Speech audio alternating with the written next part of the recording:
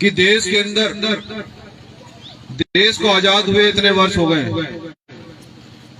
लेकिन जो अनुसूचित जाति है, जनजाति है और पिछड़े हैं और अल्पसंख्यक समाज के लोग हैं, उनको आज भी गुलामी की बेड़ियों में जकड़कर जो इस देश की सरकारों ने जो रखा है,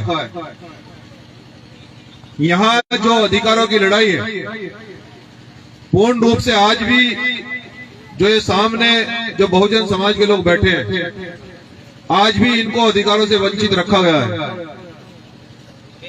आज भी देश के अंदर हमारे लोगों को मटकी छूने पर उसकी हत्या कर दी जाती है,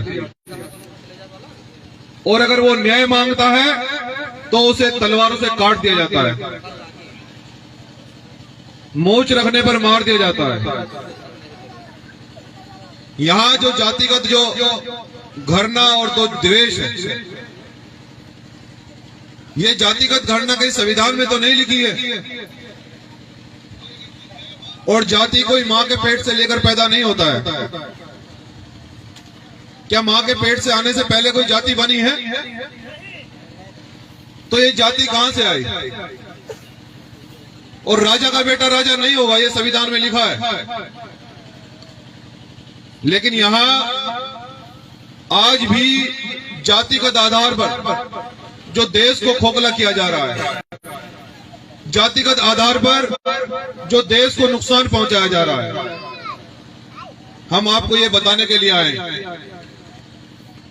जो आपको वर्षों से डराया गया, मनुवादी व्यवस्था में आपको डालकर जो तोड़ दिया गया, इतना भ्रम पैदा कर दिया गया, और कहा हमारे महापुरुषों ने कि तालीम से तुम मोड़ दिए जाओगे, तालीम से तुम मोड़ दिए जाओगे और मनु में डालकर तुम तोड़ दिए जाओगे। तुम्हारे अंदर मनुवाद का इतना भ्रम फैलाया गया, इतना डराया गया तुम्हें कि ऐसा नहीं करोगे तो वैसा हो जाएगा, ऐसा नहीं करोगे तो वैसा हो जाएगा। बाबा साहब जिस समय संघर्ष कर रहे थे, बाबा साहब चाहते थे कि समाज, इस देश के अंदर समानता है, कानून का राज हो, एक मजदूर का बेटा डीएम सीएम पीएम बन सके, हम ऐसी व्यवस्था चाहते हैं। जितने भी बहुजन समाज में संत और महापुरुष हुए हैं, उन्होंने सबने यही प्रयास किया कि जातिगत आधार पर किसी को वरीयता न दी जाए, उसके गुण के आधार पर उसको वरीयता दी जाए। लेकिन आज भी देश के अंदर जितना पक्षपात, जातिगत भेदभाव, घृणा, ये जो सरकार के लोग फैला रहे हैं, और चुनाव के समय पर हमें हिंदू बताकर हमारा वोट छल करके छीन लिया जाता है, और उसी सरकार के द्वारा हमारे अधिकार संसद और विधानसभा में रह कर जो काटे जाते हैं। आपको इस बात को और इस साजिश को समझना पड़ेगा।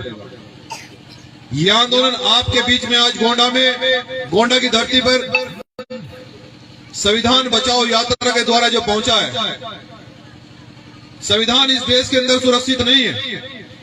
हम आपको ये बताना चाहते हैं कि अगर आप भ्रम में हो, या अगर आज भी अगर आप लोग घर से नहीं निकले, बाबा साहब डॉक्टर अंबेडकर यही कहते हैं कि जब तक देश के अंदर संविधान सुरक्षित है, आप तब तक ही अपने आप को सुरक्षित समझना। जिस दिन संविधान खत्म होगा, उस दिन देश में कुछ नहीं बचेगा। ये लोग फिर गाजर मूली की तरह काटेंगे, जिसकी लाठी उसकी भैंस होगी।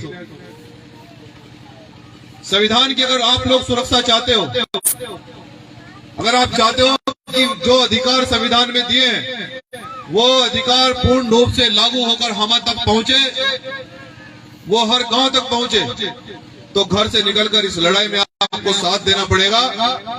और जहां तक आरक्षण की बात है,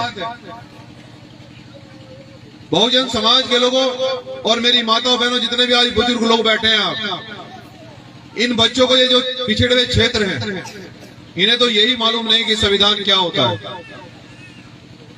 कितने लोगों के घर में संविधान है? जरा हाथ खड़ा करके बताना, कितने लोगों के घर में संविधान रखा है? 2-4 लोगों के घर में संविधान रखा है। तो तुम्हें अधिकार नहीं मिलने वाले। गलती उनकी नहीं है जो अधिकार छीनते हैं। जिसको मौका लगता है तो वो तो छीन ही जाता है। गलती तुम्हारी है क्योंकि तुमने घर में संविधान नहीं रखा। इसलिए यहाँ बहनों का, बेटियों का रेप होता है, इसलिए हमारे लोगों पर यहाँ गोलियां चलाई जाती हैं। आप लोगों को संविधान की जानकारी नहीं है।